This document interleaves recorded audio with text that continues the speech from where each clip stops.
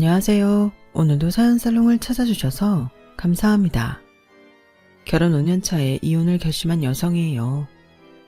영국의 극작가 버나드 쇼의 묘비에는 이런 글귀가 새겨져 있다고 해요. 우물쭈물하다 내일 할 줄 알았다. 버나드 쇼가 살아생전에 귀중한 시간이 빨리 지나가는 것을 한탄하며 했단 말이라고 하는데요. 오늘따라 그 글귀가 평소와 다르게 느껴지네요. 그건 아마도 저 역시 지난 5년간 결혼 생활을 하면서 버나드 쇼와 같은 생각을 해왔기 때문이 아닐까 생각합니다. 사람은 의외로 자신과 다른 성격을 가진 사람한테 호감을 느낀다고 하잖아요. 제가 남편과 결혼을 하게 된 것도 어찌 보면 그런 이유 때문인 것 같습니다. 친구 소개로 처음 남편을 봤을 땐 솔직히 별로였어요. 사람이 낙천적인 건 좋은데 너무 대책 없이 긍정적인 데다 허황된 꿈에 사로잡혀 있는 게 한심해 보였거든요. 어릴 때부터 홀아버지 밑에서 빚에 쪼들려 살아온 탓에 일찍 세상을 알아버린 저로서는 구김살 없는 남편 성격이 부러워서 더 싫었는지 모르겠네요. 나는 온갖 오물을 다 뒤집어 쓰고 팍팍하게 살았는데 저 사람은 어쩌면 티끌 하나 묻지 않고 산 사람 같을까? 남편을 볼 때마다 가난했던 제 인생이 더 구질구질하게만 느껴지는 것 같았죠. 그래서 더 사납게 쏘아댔고 곁을 주지 않으려 밀어냈어요. 그러던 차에 같은 강의를 듣게 되면서 전보다 더 자주 보게 된 거예요. 전공 필수 과목이어서 다양한 과 학생들이 모여있는 수업이었죠. 같은 과 동기들과 떨어져 혼자 수업을 듣게 된 저와는 달리 남편은 과 동기들과 함께 수업을 듣고 있었어요. 친구들과 함께 우르르 몰려다니던 남편은 저를 볼 때마다 반갑게 인사를 해주었어요. 남편은 제 절친의 남자친구와 같은 과 동기라서 몇 번 술자리를 함께 한 적이 있었는데 그 인연을 핑계로 너무도 친근하게 저를 대하더라고요. 지선씨, 다음 강의 없죠? 우리 학식 먹으러 갈 건데 같이 가요. 아니요, 전 밥 생각 없어요. 에이, 누가 밥을 생각으로 먹어요. 배고파서 먹고 밥 때가 됐으니까 먹죠. 그러지 말고 이리 와요. 남편은 싫다는 사람을 굳이 끌고 가서는 기어이 제 입에 돈가스를 집어넣더군요. 그리고는 그날 이후 너무도 당연하게 강의가 끝나면 제자리로 와서는 밥 먹으러 가자며 끌고 가는 거예요. 남편의 제멋대로인 행동에 화를 낼 수도 있었지만 그러지 못한 건 그놈의 조별 과제 때문이었어요. 왜 교수님들은 그렇게 조별 과제를 좋아하는 걸까요? 서로 성향도 다르고 활동 시간대도 다른 애들을 굳이 모아놓고 공동 과제를 해내라는 건 정말이지 비효율적이고 비생산적인데 말이에요. 늘 혼자 다니던 저는 남편의 호의 탓에 남편과 같은 조에 편성이 되었고 그 바람에 학기 내내 강의 시간을 제외하고도 수시로 문자와 전화 연락을 하게 되었어요.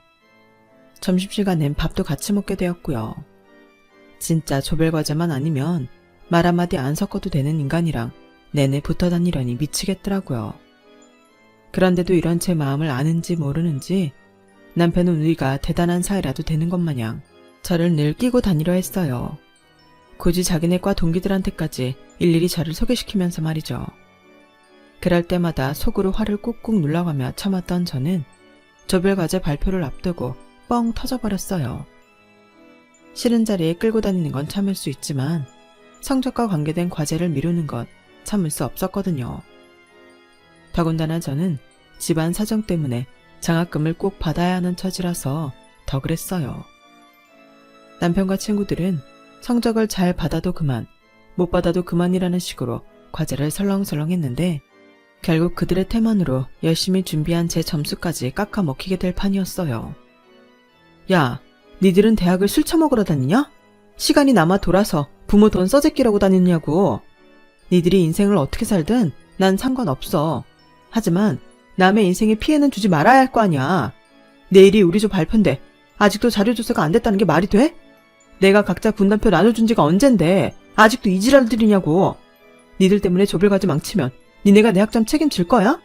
난 니들처럼 돈 많은 부모도 없고 장학금 없으면 대학도 못 다니는데 니들이 책임질 거냐고. 그동안 쌓인 게 많았던 저는 가감없이 제 감정을 표출했고 평소와 다른 제 모습에 남편과 그 친구들은 놀라서 입만 쩍 벌리고 있었어요. 솔직히 애들한테 기대하는 바가 없어서 과제의 70%가량은 저 혼자 맡아서 했는데 그나마도 제대로 안 하니 성질이 날 수밖에 없었어요. 제가 씩씩거리며 주먹을 부들부들 떨고 있자 그제야 남편이 상황을 수습하려 애쓰더군요. 그래, 우리가 좀 심하긴 했어. 지선이 혼자 그 많은 분량을 기껏 다 준비했는데 우린 아직 자료조사도 못 끝냈잖아. 지선아, 미안해. 우리가 잘못했어. PPT 문서까지 남은 건 내가 어떻게든 완성해 놓을 테니까 화 풀어라. 응?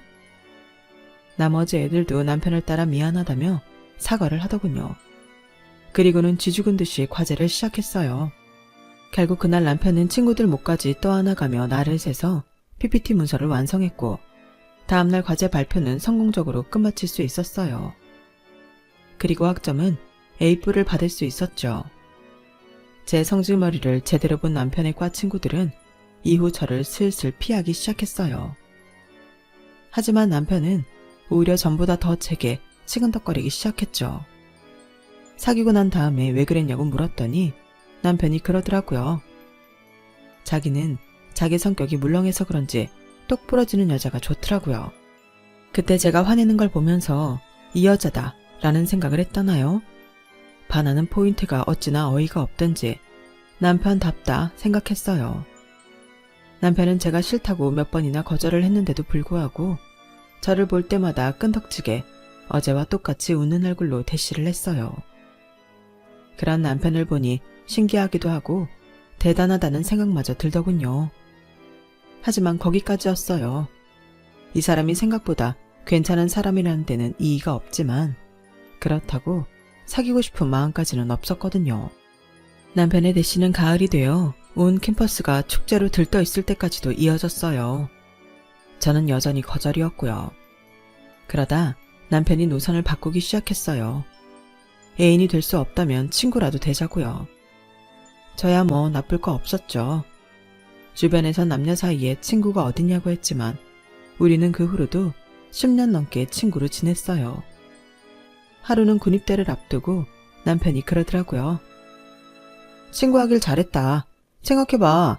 나 군대 가고 나면 말이야. 여친은 고무신 거꾸로 씌울 수 있지만 적어도 친구는 그대로 남아있을 거 아냐. 아, 이걸 노리고 친구하자고 한 건 아니지만 결과적으로는 잘한 선택이었던 것 같아. 지선아, 면회 자주 와라. 아니, 너 알바해야 되니까 자주는 말고 2달에 한 번은 와라. 그 정도는 해줄 수 있지? 친구 사이에. 그러겠다고 대답을 하지는 않았지만 학업과 병행해 여러 개의 아르바이트를 하면서도 남편 면회는 거르지 않았어요. 그러니 남편의 내무반 사람들은 당연히 저를 남편의 여자친구로 알고 있었죠. 실제로 남편이 그렇게 소문을 내기도 했고요. 남편보다 2년 먼저 사회생활을 시작한 저는 첫 직장에서 만난 남자와 연애를 시작했어요. 남편은 제 연애 코치를 해주었고요. 그리고 제가 이별을 했을 때도 남편이 위로주를 사주었어요. 저 역시 남편이 여자친구가 생길 때마다 조언을 해주고 실언을 당했을 때는 위로주를 사주곤 했죠. 그렇게 10년을 우리는 절친으로 지냈고 30살이 되던 해 사귀게 되었어요. 우리는 지난 10년 동안 서로에게 밑장 닦은 사이였기에 한편으로는 편하기도 했고 그러면서도 때때로 서로의 연애사가 장애물이 되기도 했어요. 야, 넌 전에 사귀던 여자들한테는 그렇게 매너 좋게 굴더니 나한테는 왜 이러냐? 넌 내가 만만해? 그건 내가 할 소리다. 너야말로 전에 사귀던 놈들한테는 그렇게 고분고분하고 여성스럽게 굴더니 나한테는 왜 이러냐? 네 눈엔 내가 남자로도 안 보이냐? 툭하면 이런 사소한 일로 싸우긴 했지만 화해도 빨랐어요. 남편이 먼저 고개를 숙이고 들어왔거든요. 그러면 저는 못 이기는 척 받아주곤 했고요. 그렇게 티격태격하면서 인연을 사귀었고 결혼까지 하게 되었어요. 사실 결혼을 결심하기까지 쉽지는 않았어요. 그건 혼자 남을 아빠 때문이었죠. 저희 아빠는 30대 초반부터 저를 혼자 키우셨어요. 아빠가 하시던 사업이 망하자 엄마가 이혼을 요구하셨고 남은 거라곤 빚밖에 없는 아빠한테 저를 떠넘기고 가버리셨거든요. 당시 초등학교 3학년이던 저는 하루아침에 변해버린 환경에 적응해야만 했어요. 그렇지 않으면 안 그래도 힘든 아빠가 더 힘들어하실 것 같았거든요. 그리고 또 하나, 혹시라도 아빠가 저를 버리지 않을까 하는 노파심 때문이었죠. 집세가 밀릴 때마다 집주인 아주머니가 저희 아빠한테 그러셨거든요. 애 키울 주제도 안 되면서 붙잡고 있는 것도 미련한 짓이야. 김씨, 내가 집세 받자고 이런 모진 소리 하는 거 아니야. 김씨도 김씨지만 애 인생도 생각해야지. 어린 게 무슨 죄가 있어. 한창 잘 먹어야 할 나이에 허구한 날 혼자 라면이나 끓여 먹고 있고. 애가 또래 애들보다 키도 작고 체격도 작은 거 봐. 그게 다 제대로 못 먹어서 그런 거라고. 애 맡길 데 없으면 시설에라도 보내. 보냈다가 김씨 형편 좀 나아지면 그때 데려오면 되잖아. 그럴 때마다 저는 문 밖에서 들리는 소리에 가슴을 조이곤 했어요. 아빠가 지선아, 아빠랑 같이 놀이공원에라도 갈까? 하고 물으면 혹시나 나를 버리려고 그러나 싶어서 고개를 절레절레 흔들며 싫다고 울면서 소리쳤어요. 그러면 아빠는 저를 꼭 안으시곤 말없이 등을 쓸어주셨죠. 제가 중학교를 졸업할 때까지도 저희 집에는 빚쟁이들이 자주 찾아왔었어요. 아빠는 일 나가고 안 계신 집에 찾아온 험상궂은 남자들은 신발도 벗지 않고 저희 안방까지 들어오곤 했죠. 그렇게 몇 번 공포스러운 순간을 겪은 뒤로 저는 그 사람들과 마주치지 않으려고 도서관에서 늦게까지 공부를 했어요. 덕분에 성적은 많이 올랐지만 초인종 소리만 들려도 심장이 쿵 내려앉을 만큼 그 일들은 제게 큰 트라우마를 안겼죠. 열심히 벌어서 빚을 갚았던 아빠는 제가 고1이 되던 해 드디어 오랜 빚을 다 청산했어요. 빚에서 해방된 그날 아빠가 소고기를 사오셨더라고요.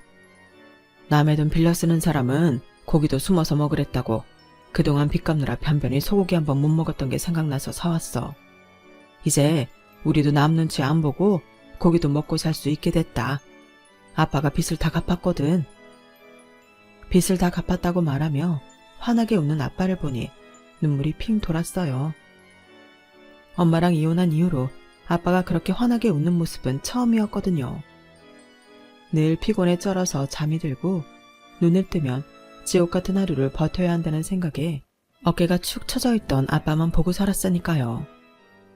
아빠, 난 고기 안 먹고 살아도 괜찮아. 난 좋은 옷도 필요 없고 좋은 신발도 필요 없어. 나한텐 아빠만 있으면 돼. 아빠는 그 힘든 순간에도 나를 버리지 않았잖아. 전에 살던 집주인 아주머니가 나 시설에 보내라고 그렇게 강요하는데도 아빠는 나 안 버렸잖아. 그래서 늘 고맙고 미안했어. 그러니까 앞으로도 나한테 뭘 더 해줘야겠다는 생각은 하지 마. 나는 이미 아빠한테 충분히 받고 살았으니까. 우리 아빠 그동안 고생 많으셨어요. 빚 탈출 축하해. 그 말에 아빠는 입술을 꽉 깨물고는 눈물을 참으셨지만 제가 고기를 굽는 사이 아빠 밥그릇으로 떨어지는 눈물까지는 감추지 못하셨어요. 눈물 젖은 빵이 아닌 눈물 젖은 소고기를 먹었던 우리 부녀는 그 모진 시간을 함께 버티고 살아왔어요. 그런데 이제 와서 제가 아빠를 떠나려고 하니까 차마 발길이 떨어지지 않는 거예요. 지선아, 아빠는 말이야. 우리 지선이가 나이 먹도록 아빠랑 같이 사는 것보다 네 인생 찾아서 떠나는 걸 보는 게 더 행복할 것 같아.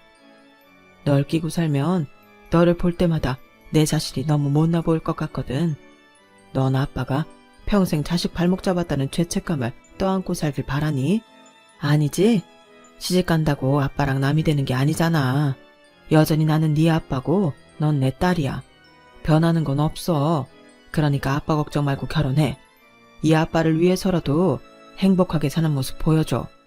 그게 자식으로서 네가 할 수 있는 최고의 효도야. 아빠는 당신 때문에 결혼을 망설이는 저를 달래주셨어요.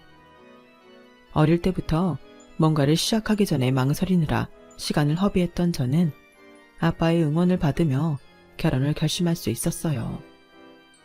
결혼 후 시부모님을 겪어보니 남편이 누구를 닮았는지 단번에 알겠더라고요. 시아버지도 그렇고 시어머니도 그렇고 다들 밝고 긍정적인 분들이었어요. 시댁 식구들은 늘 걱정을 달고 사는 저와는 완전히 다른 사람들이었죠. 그런데 긍정적인 면이 너무 지나쳐서 때로는 저를 힘들게도 했어요. 이를테면 이런 일들이었죠. 세아가, 내가 지금 어디 좀 나왔는데 여기서 홍삼 진액을 싸게 팔지 뭐니? 이게 못해도 한 병에 10만 원은 한 건데 5병 사면 30만 원에 준다는 거야. 그래서 말인데 너 현금 좀 있니? 있으면 내가 불러주는 계좌로 돈 좀 붙여라. 어머님, 근데 그거 믿을만 한 거예요? 가격이 너무 싼 게 좀 이상해서요. 그리고 카드 결제를 하셔야 물건이 잘못됐을 때도 환불도 편한데 왜 현금 결제를 하세요? 현금으로 해야 싸게 준다잖니. 그리고 물건이 잘못될 게 뭐 있어? 다 아는 사람끼리 믿고 거래하는 건데. 예, 내가 문자로 계좌번호 넣어줄 테니까 바로 붙여라. 그렇게 산 홍삼 진액은 얼마 뒤 가짜로 판명됐어요. 홍삼 감미료가 들어있는 설탕물이었던 거죠. 물건을 판 사람은 일세로 매장을 빌려 며칠 장사를 하곤 바람처럼 사라져 버렸죠. 카드 결제를 했다면 지급 정지를 신청할 수도 있는 일이었지만 현금으로 하는 바람에 그마저도 할 수 없게 되었죠. 그런데도 어머님은 설탕물이 몸에 나쁜 건 아니니까 됐다시며 홍삼액이다 생각하고 드시겠다고 하더군요. 그런 어머님한테 제 돈 30만 원을 갚아달라고 말할 수가 없어서 그냥 포기했어요. 그런데 이런 일이 한두 번이 아니라는 게 문제였죠. 매번 사기를 당하시고도 살다 보면 그럴 수 있다고 훌훌 터시는데 그럴 때마다 저는 돈도 깨지고 문제 해결을 위해 신경까지 쓰게 되어서 이만저만 피곤한 게 아니었어요. 게다가 아버님은 어찌나 인생 한 방을 기대하시는지 툭하면 사고를 쳐서 큰 돈을 까먹게 일쑤였어요. 이번 일만 잘 되면 이라는 말로 저희 부부한테 빌려가신 돈도 1,000만 원가량 됐지만 아버님의 인생 한 방은 여전히 터지지 않았어요. 그런데 가만 보니 제 남편이 아버님의 이런 성향을 닮았더라고요. 한동안 코인 열풍이 불었을 때 남편이 저 몰래 코인에 손을 댔다가 수백만 원을 날린 적이 있었거든요. 미쳤어? 나랑 상의도 없이 그 큰 돈을 함부로 쓰면 어떡해? 미안해. 다들 코인으로 돈 좀 벌었다고 하니까 나도 가만히 있을 수가 있어야지. 아, 그게 그렇게 한 방에 훅 갈 줄 누가 알았겠어. 잘만 됐으면 이참에 회사도 때려치우고 인생 역전하는 건데. 한두 푼도 아니고 700이야. 그거 모으려면 얼마나 걸리는 줄이나 알아? 에이, 우리 아직 젊잖아. 실패도 젊을 때 해봐야지. 그래야 나이 들어서 그런 실수를 안 할 거 아냐. 인생 경험했다고 치자. 내가 앞으론 자기 몰래 딴짓 안 할게. 하지만 남편은 그 약속을 지키지 않았어요. 저 몰래 여전히 코인이며 주식에 손을 대고 있었거든요. 하지만 제가 그런 거에 질색하는 걸 아는 사람이라 저 모르게 숨기고 있었을 뿐이었죠. 그렇게 남편의 뒷주머니 사정을 까맣게 모르고 살던 어느 날이었어요. 아빠가 저한테 말도 없이 전화번호를 바꾸셨는지 통화가 안 되는 거예요. 그래서 집으로 찾아갔더니 이사를 하셨다더라고요. 왜 이제야 와? 아버지 이사 간 지 2주나 지났는데 그동안 아버지랑 연락도 안 해봤어. 이대란 회사 일이 바빠서 연락을 자주 못 드렸는데 며칠 전에 전화를 해보니까 없는 번호라고 나오더라고요. 아줌마, 혹시 저희 아빠 어디로 이사하셨는지 아세요? 나야 모르지. 이사 가던 날 사이가 와서 같이 이삿짐 날랐으니까 남편한테 물어보지 그래. 그 길로 바로 남편한테 전화를 했더니 자기가 이삿짐을 날라드린 건 맞는데 갑자기 회사에 일이 터져서 회사로 들어가는 바람에 어디로 이사를 하셨는지는 모른다고 하더라고요.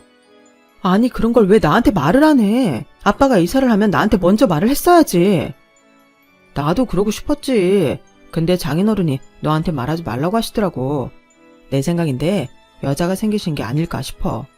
두 분이 살림 합치시려고 너한테 말 않고 가신 거겠지. 암튼 아버님이 이사 마치고 정리 좀 되면 연락하신다고 했으니까 그때까지 기다려보자. 아무리 부녀지간이라지만 사생활이 있는 건데 너무 간섭하는 것도 안 좋아. 남편 말대로 아빠한테 여자가 생긴 거라면 더더욱 저한테 비밀로 하시면 안 되는 거라고 생각했어요. 제가 아무렴 아빠가 새 출발하시는 걸 말리겠어요. 지금까지 아빠가 저 하나 키우고 사시느라 얼마나 많은 희생을 하셨는지 누구보다 잘 아는 전걸요. 그래서 더 서운하고 속상했어요. 그 일이 있고 얼마 뒤 남편 말대로 아빠한테 전화가 왔어요. 그런데 번호를 보니까 공중전화더라고요. 아빠, 어디야? 왜 말도 없이 갑자기 이사를 간 거야? 딸, 아빠 때문에 걱정 많이 했구나. 집도 많이 낡았고 아빠 혼자 살기엔 집이 커서 이사를 했는데 하필 친구 놈이 다쳤다고 연락이 왔지 뭐냐. 그놈 대신 일을 맡아 해야 돼서 이삿짐도 제대로 못 풀고 여기 와 있다. 이사하면 전화하려고 했는데 아빠가 너무 늦었지? 그럼 전화번호는 왜 바꿨어? 왜 바뀐 번호로 전화 안 하고 공중전화로 하는 거냐고. 여기가 워낙 외진 곳이라 전화가 안 터져. 여기 일 마치려면 서너 달은 더 있어야 하니까 집에 가면 바뀐 번호로 전화할게. 근데 지선아, 넌 별일 없지? 아빠는 이 와중에도 제 걱정부터 하셨어요. 그런 아빠한테 차마 여자가 생겼냐는 말은 못 물어보겠더라고요. 그래서 일단은 일주일에 한 번이라도 전화를 해달라는 말만 했어요. 그렇게 4개월 동안 아빠는 매주 공중전화로 제게 전화를 하셨어요. 그때마다 아빠는 회사에서는 별일 없냐는 말을 잊지 않으셨죠. 그때 뭔가 이상하다는 걸 알아챘어야 하는데 그러지 못한 게 한이 되네요. 그렇게 시간이 지나 계절이 바뀐 뒤에야 아빠는 바뀐 번호로 전화를 하셨더라고요. 그리고는 시간이 되면 일요일 오전에 집으로 좀 오라시며 이사한 집 주소를 알려주셨어요. 남편과 함께 아빠 드실 반찬과 영양제를 사들고 집으로 갔더니 방 2칸짜리 조그마한 아파트에 아빠가 살고 계시더라고요. 아빠 혼자 사시기에 부족함이 없는 집이긴 했지만 서울 시내에 위치도 좋고 지은 지도 얼마 안 된 집 같아서 좀 의외였어요. 아무리 평수가 작아도 가격이 꽤 나갈 것 같았으니까요. 아빠, 이 집은 산 거야? 아니면 전세? 저 전세야. 혼자 살기 딱 적당하지? 깨끗하고 좋네. 근데 아빠, 웬일로 일요일에 집에서 쉬어? 이삿짐 나르는 일은 주말이 더 바쁘다고 평소엔 평일날 보자고 하더니. 아빠가 일을 좀 줄이려고. 나도 주말엔 좀 쉬고 싶어서. 그래야 우리 딸도 자주 보지. 잘 생각했네. 안 그래도 평일엔 시간 내기 힘들었는데. 그럼 앞으로는 토요일 밤에 와서 하루 자고 가야겠다. 오랜 시간 이삿짐 나르는 일을 하시느라 주말엔 거의 쉬신 적이 없던 아빠였기에 주말에 쉬시겠단 말이 그렇게 반가울 수가 없었어요. 생각 같아선 일을 그만두시라고 하고 싶지만 제가 생활비를 드릴 형편은 안 돼서 그 말까지는 할 수 없었어요. 아빠가 일도 줄었다니까 앞으로는 내가 매달 용돈 좀 보내드릴게. 많이는 못 드리고 매달 30만 원씩. 그러나 아빠가 손사래를 치시며 됐다고 하시더라고요. 아직은 당신이 자식한테 용돈 받을 정도는 아니라시면서요. 그러면서 내내 제 걱정을 하시는 거예요. 시부모님은 잘해주시는지, 혹시 직장에서 미움받지는 않는지. 아빠, 저번에도 계속 그러더니 왜 그런 소리를 하는 거야? 내가 회사에서 미움받을 일이 어딨어? 그러자 남편이 끼어들어 말을 돌렸어요. 여보, 나 배고프다. 장인어른도 배고프시죠? 우리 짜장면이라도 시켜 먹을까? 아직 중국집 문 안 열라나?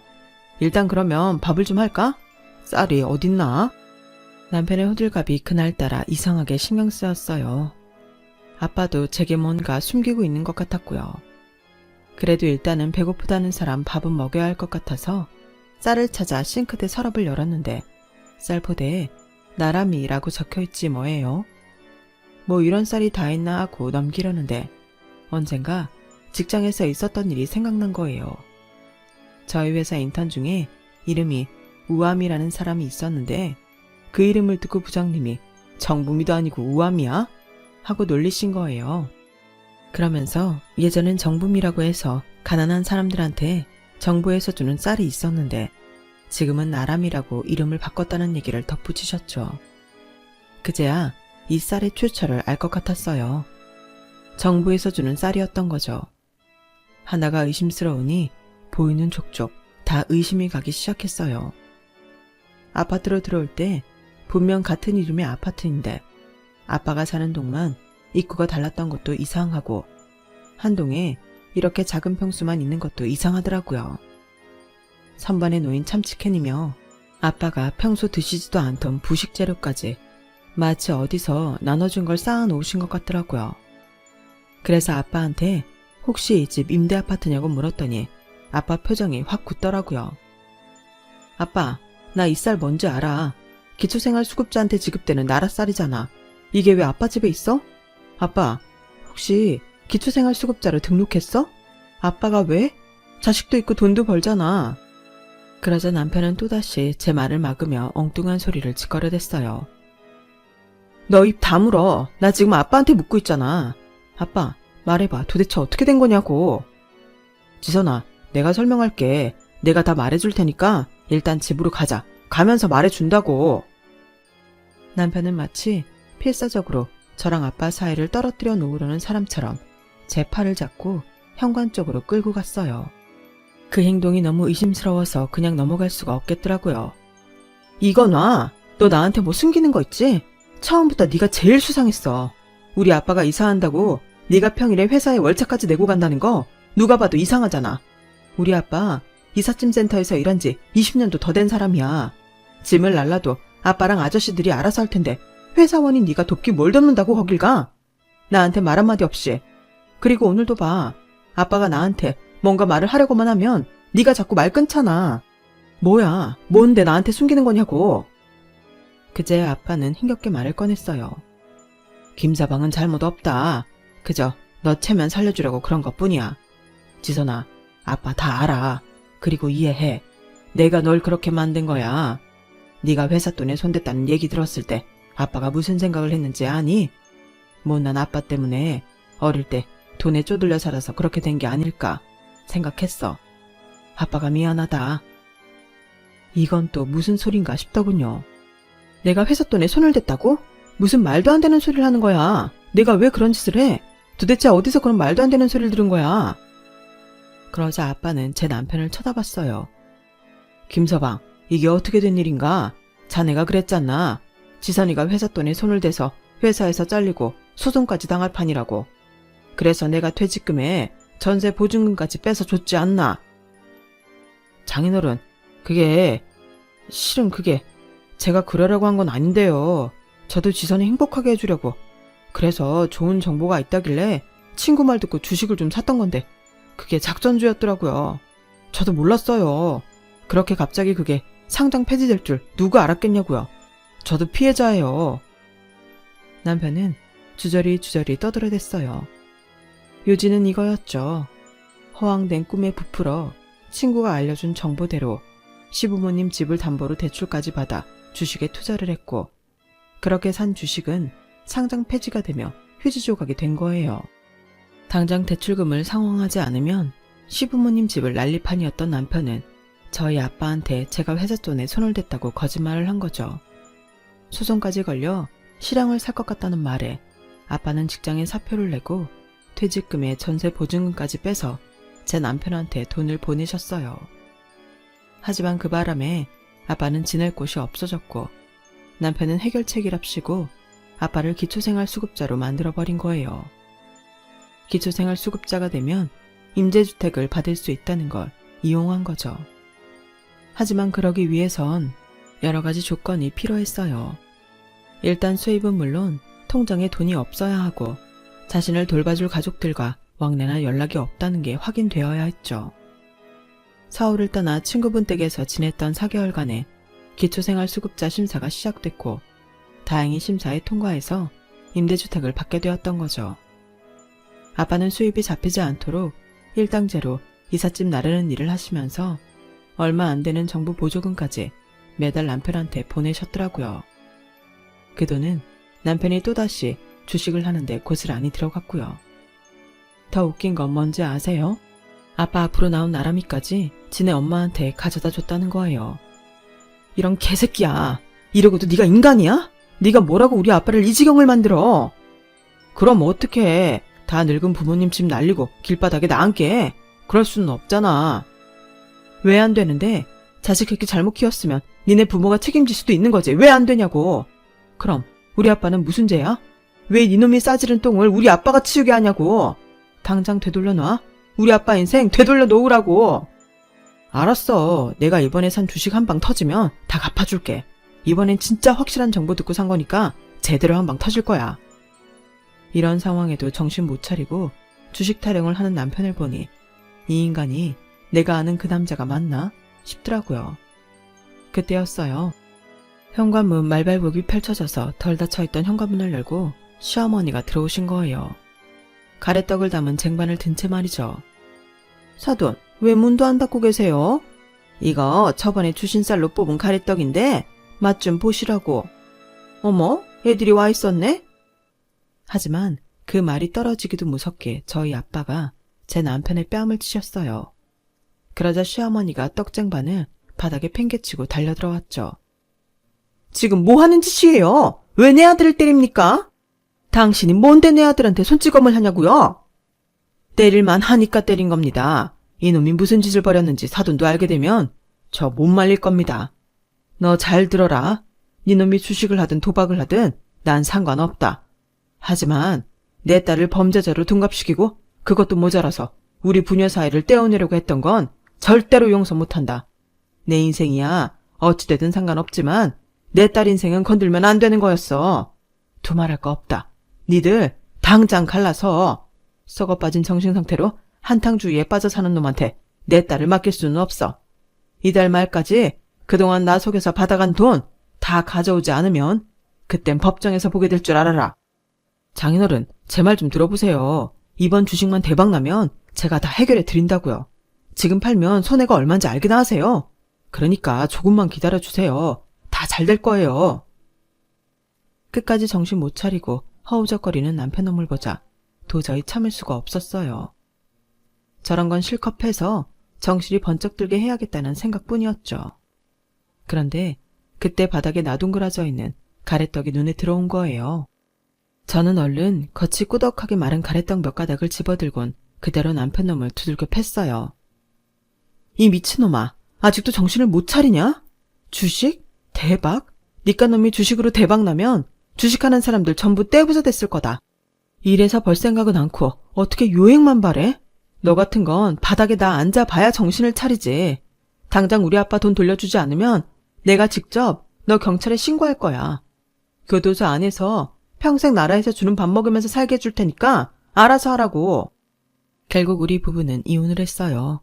그리고 얼마 뒤 아빠가 그동안 제 남편한테 속아서 보냈던 돈을 모두 돌려받게 되었죠. 시부모님 집을 팔아서 갚았다고 하더군요. 아빠는 해당 기관을 찾아가 자신이 부정기초생활수급자임을 자수했어요. 당연히 임대주택에서는 퇴거조치 당했고 지원금 회수는 물론 벌금까지 내게 되었지만 아빠는 이제야 마음이 편하다고 하시더군요. 남편 역시 저희 아빠를 속여 거짓으로 서류를 꾸미고 지원금을 편주에 쓴 죄로 벌금형을 받았어요.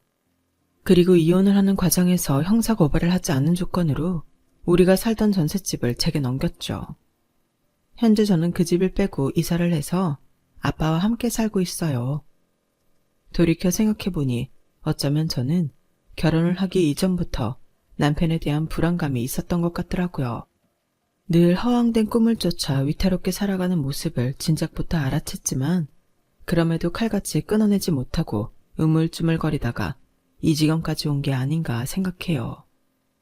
아니다 싶으면 돌아서야 하는 건데 그러지 못한 제 잘못이죠. 그 바람에 하나뿐인 아빠까지 그 고생을 시켰으니 자식으로서 실격이죠. 그래서 앞으로는 조금 더 단단한 사람이 돼서 제대로 자식 노릇하면서 살아볼까 합니다. 비록 결혼은 망했지만 제 인생은 아직 진행 중이니까요. 지금까지 제 사연을 들어주셔서 감사합니다. 열심히 사시는 여러분들 복 받으시고 건강하세요. 여러분, 사연 댓글에 응원과 현명한 조언 부탁드려요. 좋아요와 구독은 저에게 큰 힘이 됩니다. 오늘도 좋은 일 가득하세요.